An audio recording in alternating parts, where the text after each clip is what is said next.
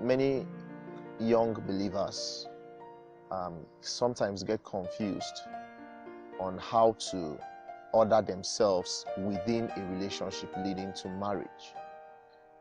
And there are so many things that are going on in the world now, and there's a lot of perversion and depravity.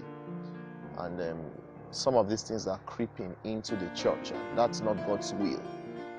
And so it's important for us to draw the line. Life is about boundaries.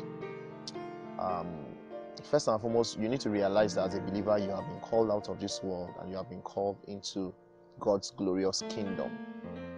And because you have been called into God's glorious kingdom, your standards are much higher than the standards of the world. You do not look up to the world is supposed to look up to you. You have a life that the world cannot fathom. You have the life of God within you. You are a child of God. What you have is more, and listen to me, what you have is more valuable than all the wealth in the world put together.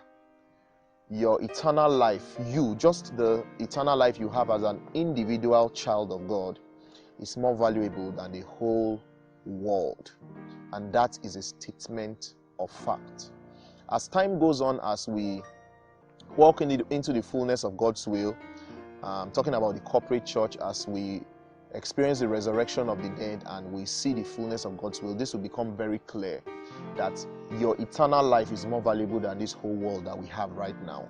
And so you should know how much God has elevated you. You shouldn't design your life according to the standards of this world. Now, anything that doesn't have a purpose, anything that doesn't have a clear purpose can be easily messed up. If you're in a relationship with a sister as a brother, if you're in a relationship with a brother as a sister, that relationship must be very clear. If it's called a relationship, it must be very, very clear. Now, I used to tell my people, I say, you don't have a business telling a lady that you do not intend to marry, that I love you. You know what I'm talking about, that kind of love that married people love each other, or the kind of love that people who want to get married profess to each other. If you are not sure you want to marry a sister, you shouldn't go about sending her text messages and telling her that you love her. That borders on indiscipline as a believer. You see, it's possible for you to live a clean life as a believer, and that's the life that God has called us to live. But you need to make the boundaries of your life very, very clear. There are certain things that you have to be careful about so that you don't go about defiling yourself, not just physically but even in your mind. You should be very careful that you do not allow immorality creep into your relationship, because if immorality creeps into a relationship, it gives the devil a foothold, and it is a very serious matter. Many relationships have not lasted because immorality crept in. In fact, there are some people, I remember I was counseling a lady not too long ago.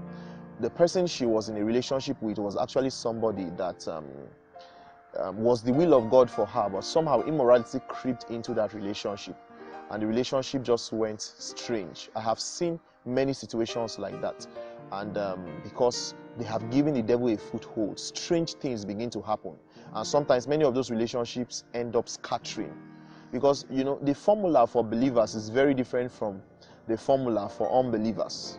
You must be very careful that you do not allow the devil into your life. You have an adversary. The devil does not want you to be happy, and so you don't open your door to the devil by allowing immorality enter